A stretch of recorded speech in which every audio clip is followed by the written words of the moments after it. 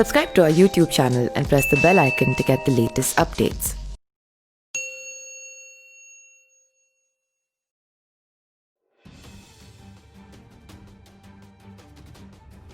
सबको नमस्कार। किसानों ने कल एक दिन के उपवास का ऐलान किया है।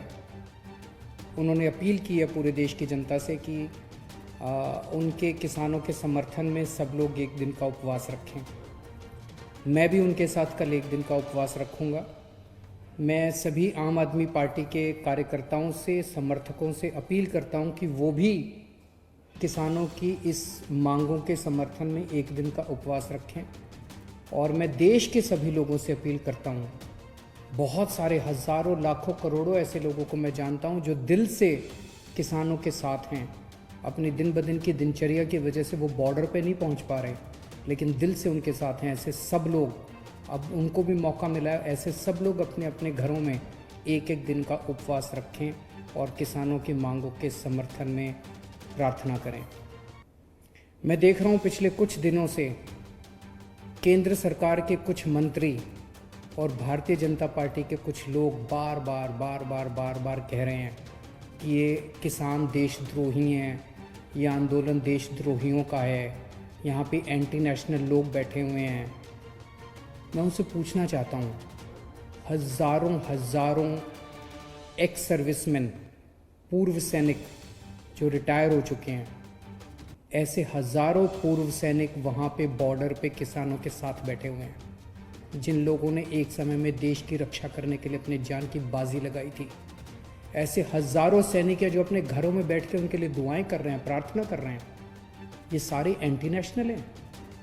मैं उनसे पूछना चाहता हूँ, उनके मंत्रियों और भाजपा के नेताओं से, कि ऐसे कितने ही नेशनल और इंटरनेशनल खिलाड़ी हैं जिन्होंने देश के लिए इंटरनेशनल स्तर पे, अंतर्राष्ट्रीय स्तर के ऊपर देश के लिए नाम कमाया और देश के लिए मेडल जीत के लाए।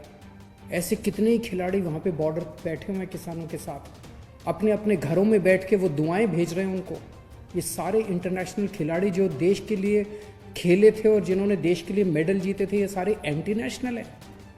मैं पूछना चाहता हूँ इन सारे बीजेपी के नेताओं और इन सारे मंत्रियों से, कितने सिंगर्स हैं, बॉलीवुड सेलिब्रिटीज़ हैं जो किसानों के बच्चे हैं। मैं जानता हूँ कुछ कुछ सिंगर्स को तो मैं खुद जानता हूँ, कुछ सेलिब्रिटीज़ को मैं खुद जानता हूँ जो किसानों के बच्चे हैं, किसानों के परिवार से आते हैं। ये सब लोग जो इनको समर्थन कर रहे हैं, ये एंटी नेशनल हैं। कितने ही ऐसे डॉक्टर्स हैं जिन्होंने अपना समर्थन दिया है, ये सब डॉक्टर्स हमारे देश के एंटी नेशनल हैं। आज मुझे पता चला बहुत बड़ा वकीलों का समूह बॉर्डर के ऊपर उनको समर्थन देने के लिए पहुंचा था। ये देश के सारे वकील एंटी नेशनल हैं।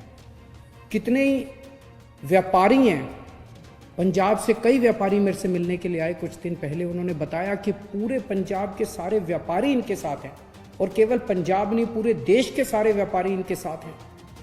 देश के सारे व्यापारी एंटी नेशनल हैं।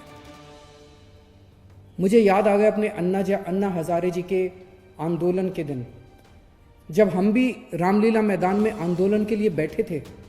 उस वक्त की कांग्रेस की सरकार भी तरह तरह के षड्यंत्र रच के हम लोगों के खिलाफ रोज अखबारों में और मीडिया में, टीवी चैनलों पे स्टोरी प्लांट की जाती थी कि ये गलत लोग हैं, ऐसे लोग हैं, एंटी नेशनल लोग हैं।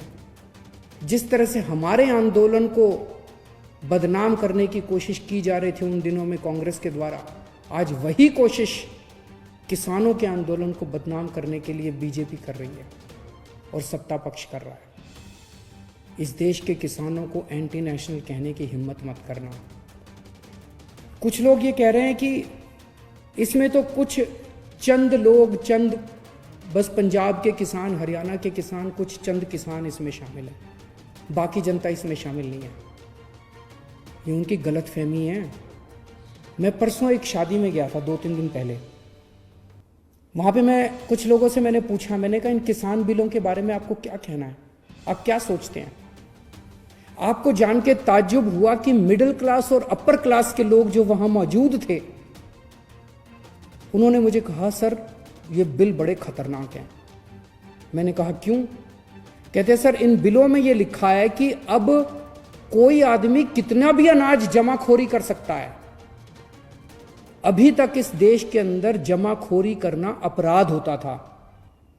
हर अनाज की एक लिमिट होती थी, जैसे मान लो चना है तो सरकार लिमिट लगा देती थी, भाई 10,000 क्विंटल से ज़्यादा कोई, या जो भी लिमिट थी, इससे ज़्यादा कोई चना अगर जमाखोरी करेगा तो उसके ऊपर मुकदमा चलाया जाएगा, उसको गिरफ्तार किया जाएगा, उसका सारा सामान जब्त कर लिया जाएगा।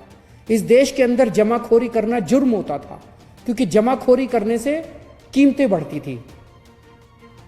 अब जो केंद्र सरकार कानून लाई है, इसमें जमाखोरी करना अपराध खत्म कर दिया गया। अब जमाखोरी करना अपराध नहीं बचा है। अब कोई कितनी भी जमाखोरी कर सकता है, कितना भी सामान, कितना भी अनाज जमाखोरी कर सकता है।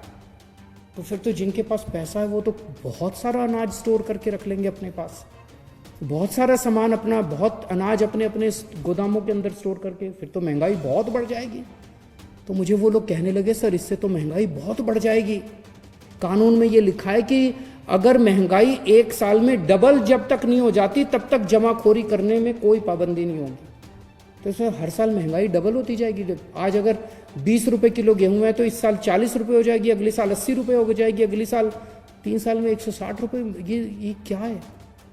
तो मैं ये कहना चाहता हूँ कि कोई ये गलतफहमी में ना रहे कि इस कानून के समर्थन में केवल चंद वो किसान हैं जो बॉर्डर पे बैठे हुए हैं, वो भी हज़ारों लोग बैठे हुए हैं। इस देश का एक एक आदमी इन कानूनों को समझ रहा है, हर आदमी इन कानूनों को समझ रहा है और इन कानून की बारीकियों को समझ रहा है। जो लोग अपनी ज़िंदगी में व्यस्त होने की वजह से बॉर्डर पे नहीं पहुंच पा रहे, उनका दिल वहीं है, किसानों के साथ है। तो मेरी केंद्र सरकार से गुजारिश है कि अहंकार छोड़िए। अहंकार अच्छी चीज़ नहीं होती। सरकारें जनता से बनती है, जनता सरकारों से नहीं बनती। अगर जनता इन तीनों बिलों के खिलाफ है तो इन तीनों बिलों को तुरंत रद्द किया जाए और एमएसपी के ऊपर किसानों की फसलें खरीदने की गारंटी देने का बिल बनाया जाए। जितनी भी किसानों की मांगें, उन सारी किसानों की मांगों को तुरंत मंजूर किया जाए। नमस्कार।